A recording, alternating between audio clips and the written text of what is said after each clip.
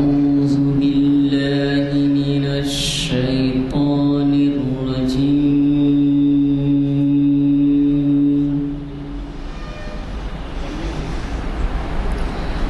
بسم الله الرحمن الرحيم.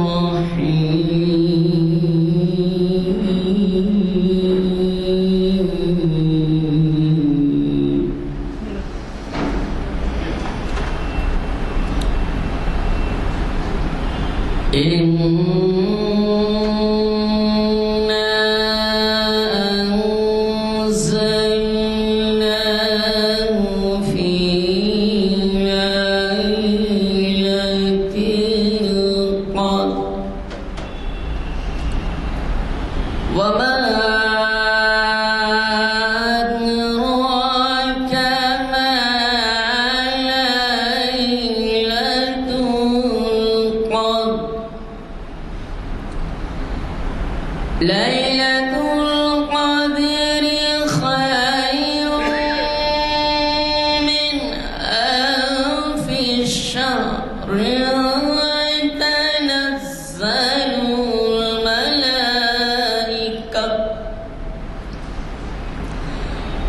تنزل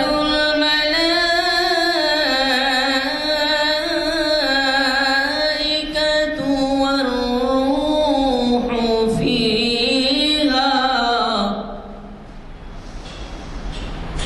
والروح فيها بإذن ربهم من كل أمر.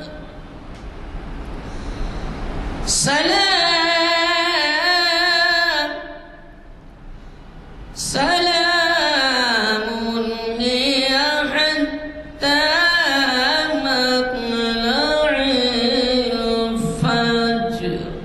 صدق الله العظيم. أعوذ بالله من الشيطان الرجيم. بسم الله الرحمن الرحيم. الذين هم عن صلاتهم ساهون الذين هم يراءون ويمنعون الماعون. صدق اللہ العظیم. یہ آیتیں سورہ معاون کی آخری 3 آیتوں میں ہیں. اس کے اندر اللہ تعالیٰ متنبہ فرماتے ہیں کہ لوگ نماز تو پڑھتے ہیں لیکن ایسی نماز پڑھنے والوں کے لیے ہلاکت ہے جو بڑی غفلت سے نماز پڑھتے ہیں، بے پرواہی سے نماز پڑھتے ہیں، بے وقت نماز پڑھتے ہیں، یا نماز پڑھتے وقت وہ پوری خشوع و خضوع کے ساتھ نماز نہیں پڑھتے. ان کے لیے تنبیہ ہے.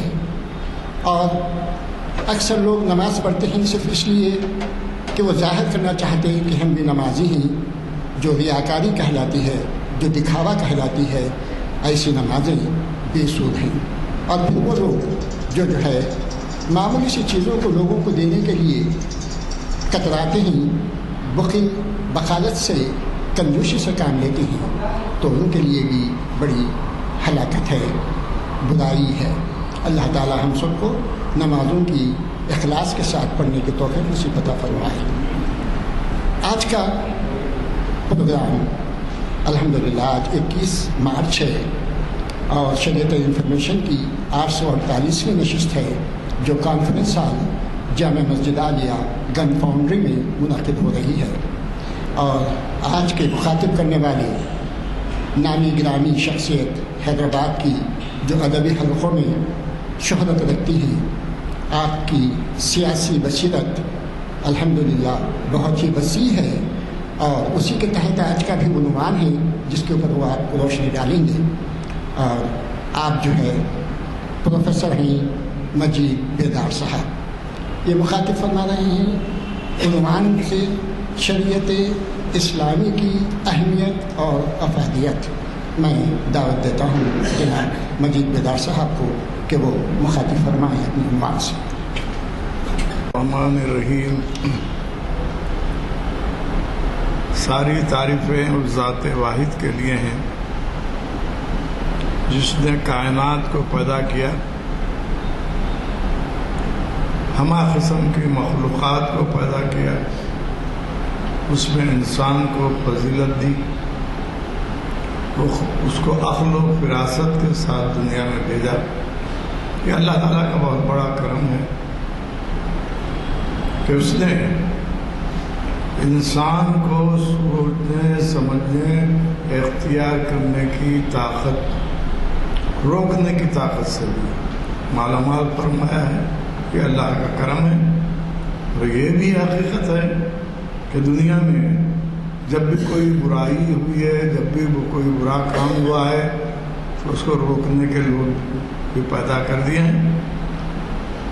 ابتدا سے لے کر آدم سے لے کر این دم تک آپ دیکھیں، یہ تمام تغیرات اور تبدلات اور تمام قسم کی جو ہے رونقیں دنیا میں جو دکھائی دے رہی ہیں وہ خدا کی پیدا کردہ مخلوق حضرت انسان کے ذہن کی کارسازیاں ہیں۔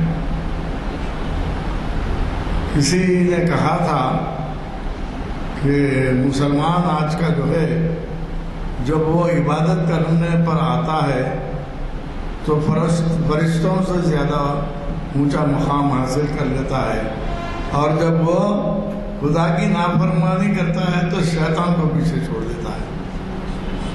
ایسے انسان بھی ہیں دنیا میں، ایسے انسان بھی ہیں جنہوں نے انسانوں کو جس طرح جانوروں کا چارہ کھلا کر جانوروں کو پالا جاتا ہے اسی طرح انسانوں کا خون بہایا۔ حاضرین کرام، اسلام کا مطلب ہی سلامتی ہے۔ یہ تصور کر لینا حضرت محمد صلی اللہ علیہ وسلم کے ذریعے ہی اسلام آیا، یہ بھی غلط۔ دنیا کے قیام سے لے کر آدم علیہ السلام سے لے کر عیسیٰ علیہ السلام تک اللہ تعالیٰ نے جو صحیفے نازل فرمائے، بتایا جاتا ہے کہ ہم تو 4 اہم خدائی کتابوں کا ذکر کرتے ہیں، اس کے علاوہ یہ بتایا گیا ہے کہ 110 صحیفے اللہ تعالیٰ نے مختلف پیغمبروں پر نازل کیے۔ یہ کیوں نازل کیے گئے، کیا وجہ ہے؟ لازمی ہے کہ شریعت کو نافذ کرنے، اس کو روب عمل لانے کی کوشش کیوں کی گئی؟ پورے سائنسدان یہ کہتے ہیں کہ مین از اے سوشل اینیمل، سماجی حیوان ہے۔ بے شمار حیوانی خصوصیات بھی حضرت انسان میں پوشیدہ ہے۔ ان حیوانی خصوصیات میں قابو پانے کا ایک ہی ذریعہ ہے۔ ہم لوگ جب طالب علم تھے، بڑا عجیب زمانہ تھا، 66-67 عجیب زمانہ اس لیے کہہ رہا ہوں کہ آج ڈگریاں لے کے لوگوں کو ملازمتیں ڈھونڈنا پڑتا ہے۔ وہ دور ایسا تھا، SSC فرسٹ کلاس پاس کر لیے، سینٹرل گورنمنٹ کی نوکری permanent post and telegraph میں نوکری مل جاتی تھی، جا کے انٹرویو دینے کی ضرورت نہیں۔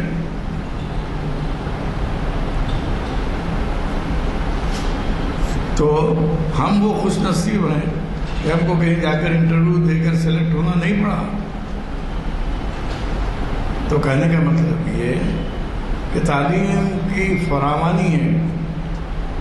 جس طرح کسی شہر میں کئی ہاسپٹل قائم ہو جائیں تو شہریوں کی صحت اچھی ہے کہا جائے گا، اسی طرح کالجوں کے کھولنے سے، مدرسوں کے کھولنے سے تعلیم عام ہو رہی ہے، سمجھنا یہ بھی بہت بڑی جہالت ہے۔ میں یہ اسی لیے کہہ رہا ہوں کہ علامہ اقبال نے ایک مصرے میں کہا تھا، جو شے کی حقیقت کو نہ سمجھے وہ نظر کیا، شے دھوکہ دیتی ہے۔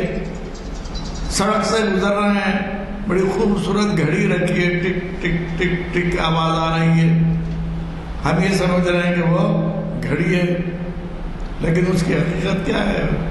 وہ گھڑی نہیں، ٹائم بم ہے۔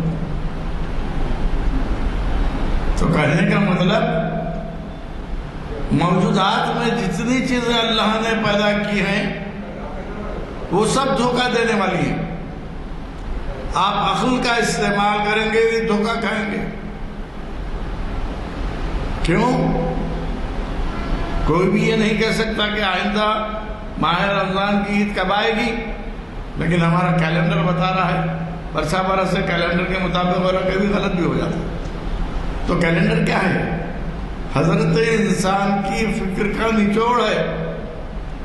اس کو عقل سلیم جو دی ہے اللہ نے اس سے نتائج کر کے کچھ نہ کچھ چیز بنا رہا ہے. وہ بھلائی کے لیے بنا رہا ہے اور برائی کے لیے استعمال ہو رہی ہے. لازمی ہے کسی بڑے پہاڑ کو توڑنے کے لیے بمبارڈمنٹ ہو، ٹھیک ہے، مگر وہ بھی غلط ہے. آپ کے روبرو یہ بات واضح کر دینا ضروری سمجھتا ہوں کہ ہمارا جو بھی دور ہندوستان میں گزرا ہے سب پر الزامات لگائے جاتے ہیں، مگر جتنے بھی باہر سے حملہ کر کے یہاں آ کر انہوں نے حکومتیں کی، انہوں نے فطرت سے چھیڑ چھاڑ نہیں کی. آج فطرت سے چھیڑ چھاڑ کا نتیجہ یہ ہے موسم بدل رہے ہیں. گرمی کی جگہ سردی ہو رہی ہے، سردی کی جگہ گرمی. کیا آپ اپنی عقل کا استعمال کر کے قدرت میں مداخلت کر سکتے ہیں؟ خطے میں. تو حاضرین کرام، در حقیقت یہ کچھ تمہیدی باتیں میں نے اس لیے آپ کے روبرو پیش کی کہ انسان ایک سماجی حیوان ہے. اس کو جس قسم کی تربیت دی جائے گی وہ اس قسم کی تربیت میں رہے گا. اگر ایک بچے کو جنگل میں چھوڑ دیا جائے، بڑا ہو کر وہ جنگل کے جانوروں کی طرح رہے گا. ایک عالم کی محفل میں رکھا جائے گا تو عالم بنے گا، اور گنڈوں کی محفل میں رہے گا تو گنڈوں میں شامل ہو جائے گا. اس لیے ایک انسان کو سیدھی راہ پر اور بندگی ادا کرتے ہوئے اپنے سے بڑی طاقت کو سب کچھ سمجھنا، یہ جذبے کو انسان کے دل میں ڈالنا اس لیے ضروری ہے کہ آج دنیا میں کوئی بھی قوم نقصان ہو تو پریشان ہو جاتی ہے، مگر اللہ کا بڑا کرم ہے.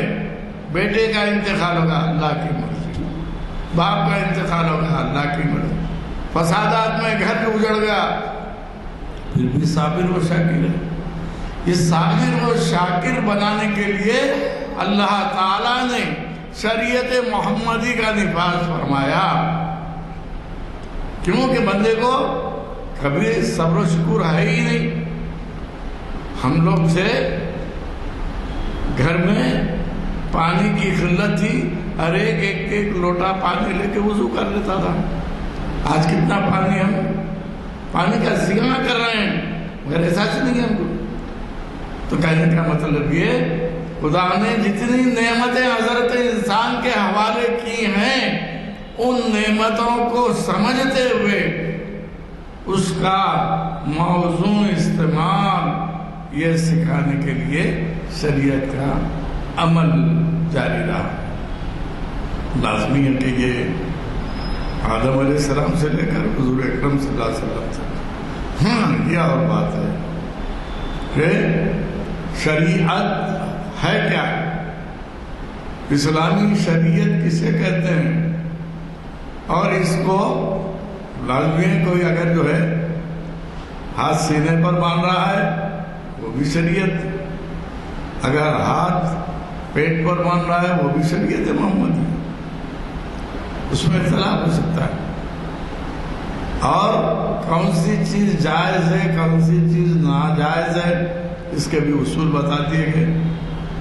لازمی ہے کہ مختلف اخباروں میں مختلف ٹی وی نیوز میں ہم دیکھ چکے ہیں اسلام نے ہم کو جو جن چیزوں کو کھانے کی اجازت دی ہم وہی کھاتے ہیں، جبکہ کچھ قومیں ایسی ہیں جو سانپ جھینگر سب کو کھا جاتے ہیں. کیوں؟ یہ اس لیے رکھا گیا کہ انسان کو اکملیت دینا خدا کی مرضی میں شامل ہے. انسان کو سب سے بہتر انسان بنانا اللہ کی مرضی ہے، اس لیے شریعت کا نفاذ ہے. اگر آپ مکمل انسان بننا چاہتے ہیں شریعت کے دائرے میں آئیے. آپ بولیں گے میں جو ہے IAS کی تیاری نہیں کروں گا، میں کتاب نہیں پڑھوں گا، مجھے IAS میں ایڈمیشن دے دیجئے. ہو سکتا ہے کیا؟ ممکن نہیں ہے. جب تک کہ آپ IAS کے لیے درکار جو کتابیں ہیں، جنرل نالج، جنرل انگلش، اس سے اپنے دماغ کو آراستہ و پیراستہ کریں گے ہی تو اس فیلڈ میں جا سکتے. مسلمان ہونے کے ناطے جو بھی شریعت نافذ کی گئی وہ عین فطرت ہے، فطرت کے مطابق ہے. کوئی یہ کہے گا وہ حضور اکرم صلی اللہ علیہ وسلم مکے میں رہتے تھے، مدینہ میں رہتے تھے، گرم علاقہ ہے، دھول اڑتی رہتی ہے، اس لیے اللہ تعالیٰ نے 5 مرتبہ وضو کرنے کا حکم دیا ہے. ہم تو ہندوستان میں رہتے ہیں، یہاں تو دھول نہیں اڑتی. یا امریکہ والے یا لندن والے بولے یہاں تو برفباری ہے، اس کے بجائے ہم صبح میں وضو کر لیتے ہیں، ظہر عصر مغرب عشاء پڑھ لیتے ہیں. نہیں، شریعت ہر ایک کے لیے یکساں، چاہے گرم ملک کا ہو، چاہے سرد ملک کا ہو، چاہے امام ہو، چاہے غریب ہو، چاہے فقیر ہو، سب کو شریعت کا لزوم یکساں ہے. اب لازمی ہے ہمارے معاشرے میں شریعت کی نئی موضوعات بھی چل رہی ہیں. اللہ توفیق دے ان کو سیدھے راستے پر لائے. بہت سے معاملات ایسے ہیں جو نزاعی ہیں. ابھی ایک رات گئی، ایک رات آنے والی ہے. ماشاءاللہ امام صاحب خطیب صاحب نے آنے والی رات سے متعلق جو قرآن کی آیتیں ہیں اس کا یہاں پر آپ کے سامنے پیشکش کی. اب ان راتوں میں ایک مسئلہ میں آپ کے سامنے پیش کرتا ہوں. یہ جائز نہیں، یہ ناجائز، یہ حلال، یہ حرام، یہ فلاں، یہ تمام چیزیں جو ہم اپنے ذہن سے سننے لگے ہیں، اس کی سب سے بڑی وجہ یہ ہے کہ اللہ کی عبادت کو ہم زبردستی سمجھتے ہیں، حق سمجھ کے نہیں کہتے، اس لیے وہ ہم کو بوجھ محسوس.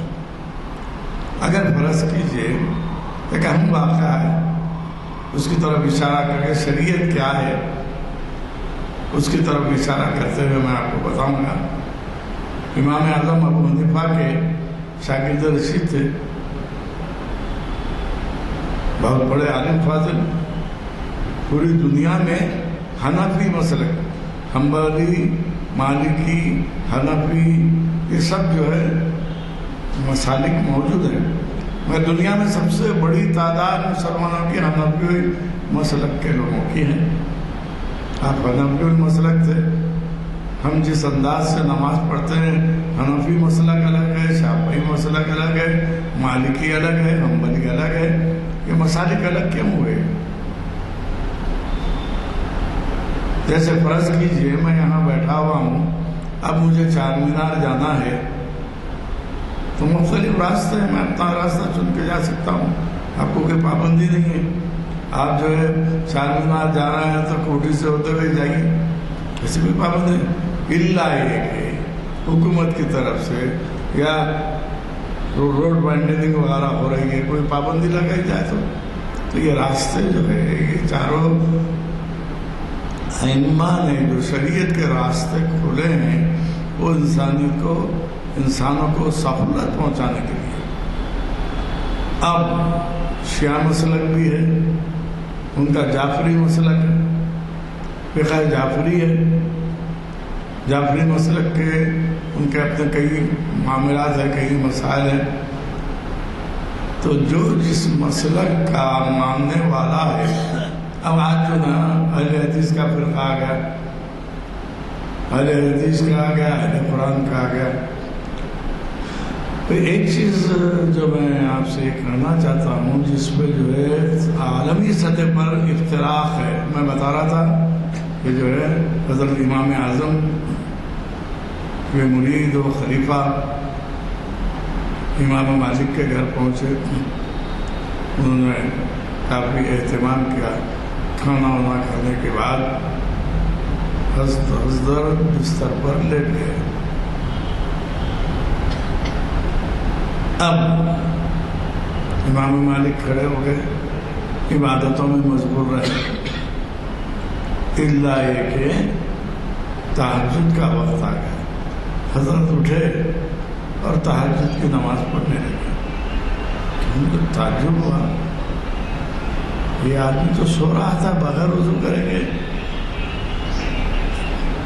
تو پوچھ لیا، کہاں تشکری ایک شرعی مسئلہ یہ ہے کہ دل میں کوئی شک آ جائے اسی وقت اس کو دور کر لو، ہمارے علماء نے یہ طریقہ بتایا ہے۔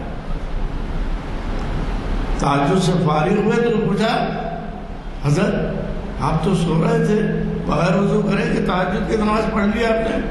کہا کہ تم کیا کر رہے تھے؟ تو کہا میں تو نوافل ادا کر رہا تھا، عشاء کے بعد سے تہجد تک نوافل ادا کرتا رہا۔ انہوں نے پوچھا آپ کیا کر رہے تھے؟ کہا کہ بستر پہ لیٹ گیا، سوچ رہا تھا کہ سو جاؤں، تھک کے آیا تھا، لیکن قوم کے معاملات مسائل کے بارے میں سوچتے سوچتے آنکھ نہیں لگی، نیند نہیں آئی،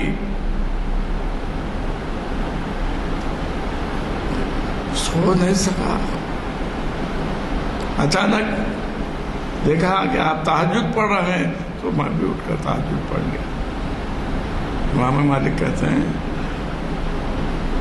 میری وہ 1000 نوافل پہ اس آدمی کی 100 قربان ہے۔ تو مطلب یہ ہوا کہ ہمارے اسلام نے مذہب کے اصول بتاتے ہوئے بھی انسانیت کی بھلائی کو افضلیت دی ہے۔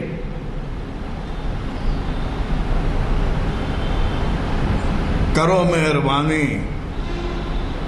تم اہل زمیں پر، خدا مہربان ہوگا عرش بری پر۔ نماز پڑھو، روزہ رکھو، یہ آپ کی اپنی عبادتیں اپنی جگہ، شریعت کے توسط سے جو احکام دیے گئے ہیں اس کی تکمیل کرنا ہر مسلمان کا فرض ہے۔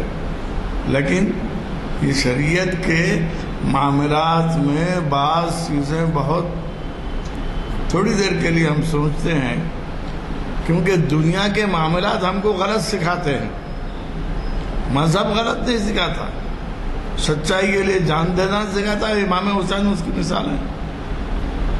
آج کئی لوگ ایسی کتابیں بھی لکھ رہے ہیں، امام حسین نعوذ باللہ من ذالک غلطی کر گئے، مصالحت کر لیتے، کیا اس دور کے حالات کو آج کی روشنی میں دیکھیں گے؟ ہر دور کے حالات اس دور کی تاریخی خصوصیات کے ساتھ ہوتے۔ اگر کوئی یہ کہتے کہ اردو زبان میں سب سے بہترین خطوط مرزا غالب پہ ہیں، تو کوئی اسٹوڈنٹ پوچھے کیا بیوقوف آدمی تھا، انٹرنیٹ سے کانٹیکٹ کر لیتا، کہیں کو خطوط لکھا؟ اس دور کے جو تقاضے ہیں اس دور کے ساتھ آج کے دور کے تقاضے آج کے ساتھ۔ تو کہنے کا مطلب یہ کہ ہماری شریعت 1400 سال پرانی ہے، پرانی ہو گئی۔ جو دوسرے مذاہب کے لوگ ہم پر حملہ آور ہو رہے ہیں، اس کی سب سے بڑی وجہ یہ ہے کہ ہم کو تدبر و تفکر کرنے کے لیے قرآن نے مدعو کیا تھا۔ افلا یتدبرون، تم تدبر کیوں نہیں کرتے؟ افلا یتفکرون، تم فکر کیوں نہیں کرتے؟ آج سے 50 سال 100 سال پہلے کے مسلمان اتنے عمل ہی نہیں تھے جتنے آج ہم ہو گئے۔ مسجدیں بھری ہوئی ہیں۔ حضور اکرم صلی اللہ علیہ وسلم نے فرمایا قیامت کب آئے گی؟ لوگوں نے پوچھا تو آپ نے فرمایا قیامت اس وقت آئے گی جب مسجدیں مصلیوں سے بھری رہیں گی، بڑے بڑے مینار بنائے جائیں گے، لوہا بولے گا، سب تعجب کرنے کے لوہا کیسا ہوتا ہے؟ گھر گھر ناچ ہوگا، ہو رہا ہے کہ نہیں؟ ایک بلائے ناگہانی گھروں میں ٹی وی جو آ گیا ہے، گھر گھر ناچ ہے، اور جو بھی اسپیکر ہے وہ درحقیقت لوہا ہے۔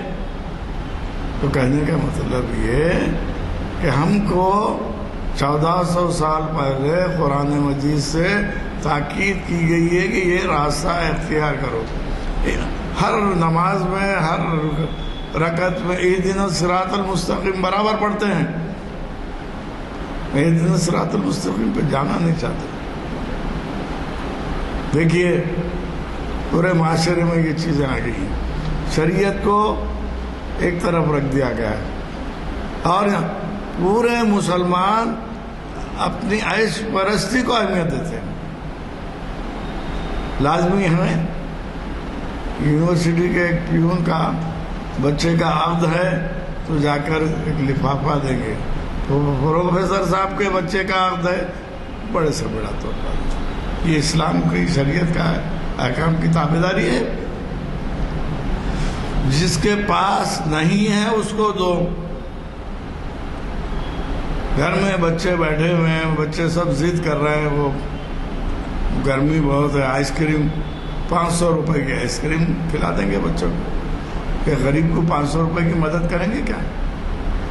تو یہ جو ہے شریعت میں بگاڑ لانے والے ہم خود ہیں۔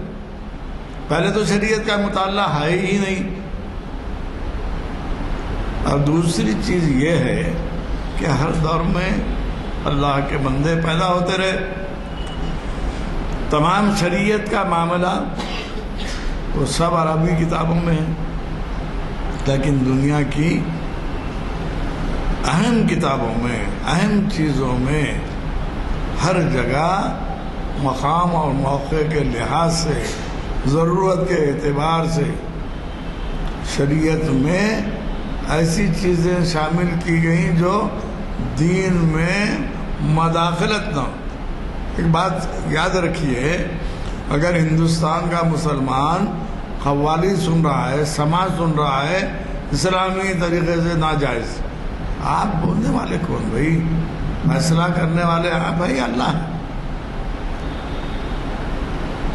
یہ سب بگاڑ جو ہے وہ اہل حدیث ہے، وہ اہل سنت والجماعت ہے، وہ وہاں بڑا ہے، یہ سب جو ہم بنا دیے ذہنی تحفظات کے ساتھ۔ یہ کس وجہ سے ہوا؟ ہم اپنی دین کی شریعت سے واقف نہیں، ہم اپنی دین کی شریعت سے واقف نہیں، یہ بگاڑ ہے۔ ہم ہندوستان کے دستور سے واقف نہیں، اس لیے ہمارے میں بگاڑ ہے۔ تو میں بتا رہا تھا یہ بگاڑ کیسے پیدا ہوا، کیوں پیدا ہوا؟ لازمی ہے کہ عربی میں کتابیں تھیں، خود ہندوستان میں مسلمان آئے تو انہوں نے فارسی کو اہمیت دی۔ جتنی حدیث کی کتابیں جو بڑی وہ سب ایران کے لکھنے والے، عرب نے کسی نے کوئی کتاب سایہ ستہ عربوں کی لکھی بھی نہیں، یہ سب ایرانیوں کی لکھی ہیں، ایرانی اہل تشیع تھے۔ آج کا یہ معاملہ ہے کہ اپنے مسلک کو پھیلانے کی کوشش وہ بھی کر رہے ہیں، آپ بھی کر رہے ہیں۔ تو اس میں کیا ہوا؟ اصلی شریعت پر خارجی شریعت مائل ہوئی، جس کا نتیجہ یہ کہ آج ہم بگاڑ میں ہیں۔ اس کا مطلب یہ نہیں کہ عربی ہی کتابیں پڑھنا، فارسی نہیں پڑھنا، ایسا نہیں ہے۔ ہندوستان میں بہمنی سلطنت سے لے کر قطب شاہی سلطنت یا عادل شاہی سلطنت، احمد نگر کی نظام شاہی سلطنت، یہ تمام سلطنتیں کے سب شیعہ تھے، یہ لوگ سب شیعہ تھے، قلی قطب شاہ شیعہ تھا، لیکن انہوں نے کیونکہ وہ اقلیت میں تھے، انہوں نے پیروی کی سنی مسلک کی۔ لازمی ہے قطب شاہی دور کے دو بڑے بزرگ حیدرآباد میں، حضرت حسین شاہ ولی، اتنا بڑا نام ہے، حسین ساگر کٹے کی ڈیزائننگ ان کی ہے، حضرت سید یوسف شاہ راجو خطال حسینی، یہ سب سنی حضرات سے. ہاں ایک اور بڑا نام بھی، اور بڑے نام بہت ہیں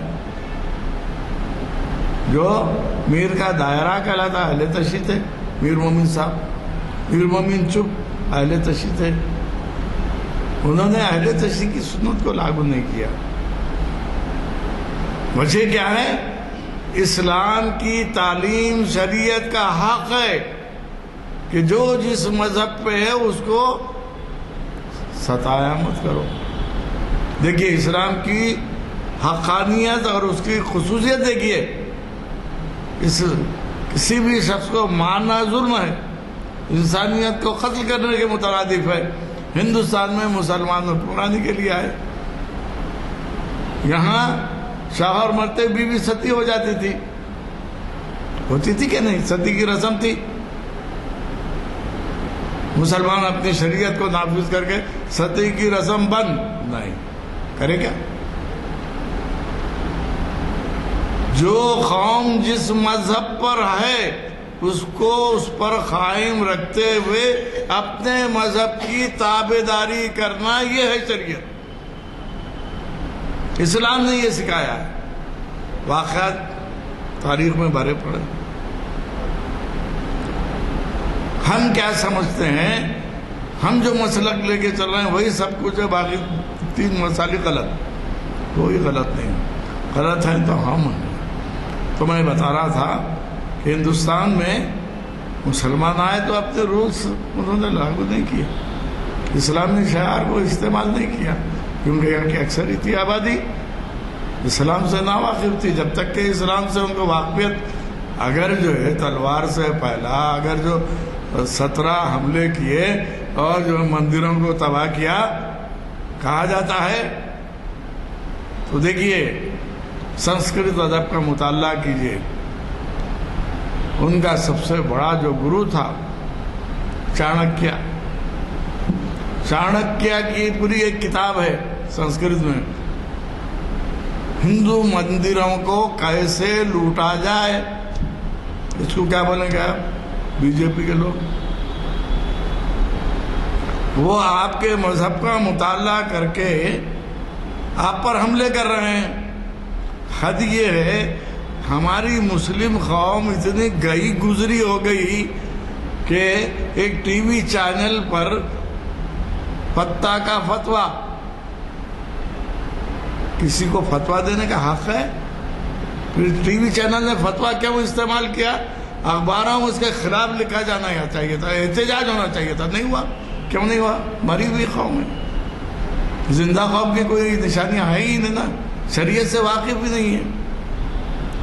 فتویٰ ایک ریلیجیس ٹرم ہے، اسلامی ٹرم ہے. ایک گدھے کو لا کے اس کے فتوے بول رہے ہیں آپ اس کو برداشت کریں گے؟ تو یہ ہماری احتجاج کی قوت بھی ختم ہو گئی. احتجاج کس پہ کرتے؟ وہ اہل سنت ہے، وہ اہل حدیث ہے، اس پہ احتجاج چل رہا ہے. یا نفاق کی کیفیت اتنی بڑھ گئی ہے کہ دوسرے کو برداشت نہیں کر رہے ہیں. تو میں یہ جو بتا رہا تھا کہ ہم اپنی، دیکھیے بہت سی پیچیدگیاں آ رہی تھیں مسلمانوں کے ہندوستان آ جانے کے بعد. تو ہوا یہ کہ بڑے عالم فاضل لوگوں کو اورنگزیب عالمگیر نے اورنگ آباد میں جمع کیا اور سب سے مشہور کتاب فتاوی عالمگیری عربی میں لکھی گئی. اس کا فارسی میں ترجمہ آج دنیا کی ہر زبان میں فتاوی عالمگیری ایکسیپٹڈ، ہر شخص قبول کرتا. کہاں سے؟ ہندوستان کی سرزمین سے. وہ ہندوستان جہاں مسلمان اقلیت میں، وہ ہندوستان جس میں اکثریت غیر مسلم کی ہے. وہ کیوں مرتب کرنا پڑا؟ ہر شخص اپنے انداز کی شریعت لے کے چل رہا ہے. آج کا مسلمان افسوسناک صورتحال یہ ہے کہ شریعت سے نابلد ہے. لازمی ہے شریعت اکیڈمی قائم ہے دلی میں، ہر سال ان کے مجلے شائع ہوتے ہیں، مگر وہ ہماری دسترس میں اس لیے نہیں ہے۔ ایک ایک مجلے کی قیمت 300 روپے ہے، کون خریدے گا؟ لائبریری میں جا کے پڑھنا بھی نہیں چاہتے۔ تو نتیجہ یہ ہے، دیکھیے چاند کے نکلنے کا معاملہ ہو، روزے رکھنے کا معاملہ ہو، ایک عرب لندن چلا گیا، عرب میں روزہ کھولنے کا وقت 6:00 پہ، اور لندن میں 8:30 بجے، سیدھا جاتے اس نے لندن میں 6:20 پہ روزہ کھول لیا۔ کیا وہ روزہ قبول ہوا؟ قطعی نہیں۔ جس زمین پر آپ ہیں اس زمین کے شرعی احکامات کو فالو کرنا آپ کی ذمہ داری ہے۔ ہندوستان میں ہے تو ہندوستان کے اوقات، امریکہ میں ہے تو امریکہ کے اوقات۔ تو ہماری شریعت اتنی لچکدار ہے کہ انسان کو بے بس نہیں کرتی، انسان کو اصولوں کا پابند کرتی ہے۔ در حقیقت وہ اصول و ضوابط، وہ طریقے جس کے تحت ایک انسان کو انسانیت کے ناطے سیدھی راہ پر چلنے کا راستہ بتایا گیا، وہ شریعت محمدی ہے۔ اور یہ شرع کا استعمال ہمارے دین اسلام کا ایک رکن ہے، شریعت بھی ایک رکن ہے۔ جس طرح نماز ہے، حج ہے، زکوٰۃ ہے، تو یہ بھی ایک رکن ہے، اس کو بھی پڑھنا چاہیے۔ اب حالت یہ ہے کہ نماز جنازہ کے کیا اصول ہیں، کیا طریقے ہیں۔ ہزارہ لوگ آج سے 30-40 سال پہلے تک کوئی غسال آ کے غسل نہیں دیتا تھا، گھر والے ہی غسل دے لیتے تھے۔ اور آج کیوں ہو رہا ہے یہ؟ میت کے غسل کے اصولوں سے ہم دور ہیں، معلوم بھی نہیں کرنا چاہتے، حاصل بھی کرنا نہیں چاہتے۔ تو کہنے کا مطلب یہ کہ در حقیقت ہر چیز کو استعمال کرنے کے اصول اسلام نے بتا دیے ہیں، وہ اصول ہی شریعت ہے، اور جو شریعت پر چلا وہ قیامت کے دن سرخرو ہوگا۔ جو شریعت سے ہٹا اس کو معاف کرنے کی ذمہ داری اللہ کی ہے۔ اگر فرض کیجئے میں نے فجر کی 2 رکعت سنت نہیں پڑھی، آگے امام کے ساتھ میں نے فرض پڑھ لی، حنفی مسلک کے لحاظ سے سورج نکلنے کے بعد 2 رکعت سنت قضا پڑھنا ہے۔ اگر میں نے دیکھا ابھی 15 منٹ ہے فجر کے بعد 2 رکعت پڑھ لی، تو اللہ کا اس کا معاملہ ہے، ہم مداخلت کرنے کی کوئی گنجائش نہیں پیدا کر سکتے۔ تو شرعی احکامات کو خدا اور رسول نے ہم تک پہنچایا ہے، اس کو سمجھنا، اس کو پڑھنا۔ فقہ حنفی کتاب ہے اور بہت قدیم کتاب جو بارہا چھپی ہے، ترجمہ ہے، جو بہار شریعت کے نام سے، اتنی پیاری کتاب، اتنی بہترین کتاب۔ اکثر لوگ مجھ سے پوچھتے ہیں تو میں کہتا ہوں اگر حضور کی سیرت کو اپنی زندگی میں داخل کرنا چاہتے ہو تو ایک کتاب پڑھو جو عربی میں لکھی گئی تھی، الوفاء باحوال المصطفیٰ، سید الانبیاء کے نام سے، 80 صفحات کی ہے، 40 روپے کی۔ قدم کیسے اٹھانا چاہیے، قدم کیسے رکھنا چاہیے، خوشیوں کی محفل میں کیا بولنا چاہیے، غم کی محفل میں کیا کرنا چاہیے، یہ سب طریقے اس میں اردو میں کتاب کا نام عربی میں ہے مگر اردو میں ٹرانسلیشن ہے، ہر جگہ اویلیبل ہے۔ تو ایسی کتابیں ہمارے پاس ہونی چاہیے۔ بہار شریعت کے 55-56 ایڈیشن نکل چکے، فقہ حنفی 2 جلدوں میں ہے۔ تو اب ہم جو ہے پہلے یہاں سے یہ ارادہ کر کے اٹھے ہیں کہ ہم محفل میں شریک ہو رہے ہیں، تو محفل میں سن بھی رہے ہیں، کچھ باتیں ہمارے ذہن میں ہم سیکھ چکے ہیں، لیکن اس کو مستقل طور پر سیکھنے کے لیے کچھ کتابیں تو ہونی چاہیے، کچھ کتابیں تو لانی چاہیے، تاکہ ہمارا مطالعہ حاضر رہے. کیوں کہ مطالعہ بھی دھوکہ دیتا ہے، مطالعہ بھی دھوکہ دیتا ہے. اس لیے اس کو تر و تازہ کرنے کے لیے مطالعہ پھر ضروری ہے. اور نئی تحقیق جو آ رہی ہے اس کے حساب سے مطالعہ آپ کا مددگار ہوتا ہے. وقت ہو رہا ہے. مجھے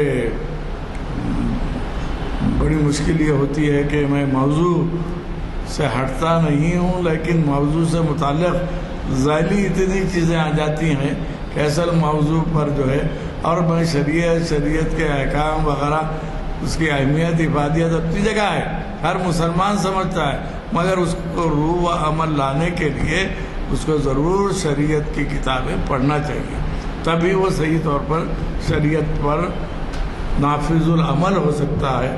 میں نے جو باتیں کہی دعا فرمائیے کہ کہنے سے زیادہ عمل کرنے کی اللہ تعالیٰ توفیق دے. آمین ثم آمین.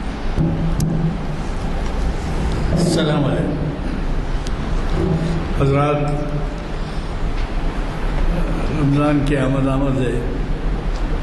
اللہ کے فضل سے آج کے خطاب میں بہت سی ایسی باتیں جن کی طرف جن کے ہم غفلت میں ہیں ان کے بارے میں مشورے دیے گئے. یہ پہلا مرتبہ نہیں ہے کہ آج کے مقرر صاحب کو مخاطب کر رہے ہیں، بلکہ یہ ابھی آپ دیکھ رہے ہوں گے کہ ان کے خطابات جو ہیں اخبارات میں بھی نمایاں طور پر شائع اس لیے کیے جاتے ہیں کہ ان کی اہمیت ہوتی ہے. ہم صرف اس کے لیے دعا کر رہے ہیں کہ انہوں نے جو کچھ پہلو عملی زندگی کے لیے ہمارے گوش گزار کیے ہیں اس پر ہم عمل درآمد کریں، اس پر ہم عمل کریں. یہ نہیں کہ واہ واہ واہ واہ کیا اچھی تقریر تھی، واہ واہ واہ واہ کیا اچھے حوالے تھے، کیا واہ واہ واہ واہ کیا الفاظ تھے. یہ مناسب ہے اسی وقت ہے جب کہ آپ اس پر عمل کریں. یہ نہیں کہ صرف خطابت کی تعریف کریں. بہرحال اب یہ ایک ہفتہ رہ گیا ہے، اس کے بعد رمضان میں تو محافل نہیں رہیں گے انشاءاللہ. ہمارے محافل ختم ہو جائیں گے ماہ کے ساتھ اس مہینے کے اختتام کے اوپر. البتہ یہ ہے کہ آپ کو اگر یہ پرچے نہیں ملے ہیں تو لے لیجئے. یہ جو ہے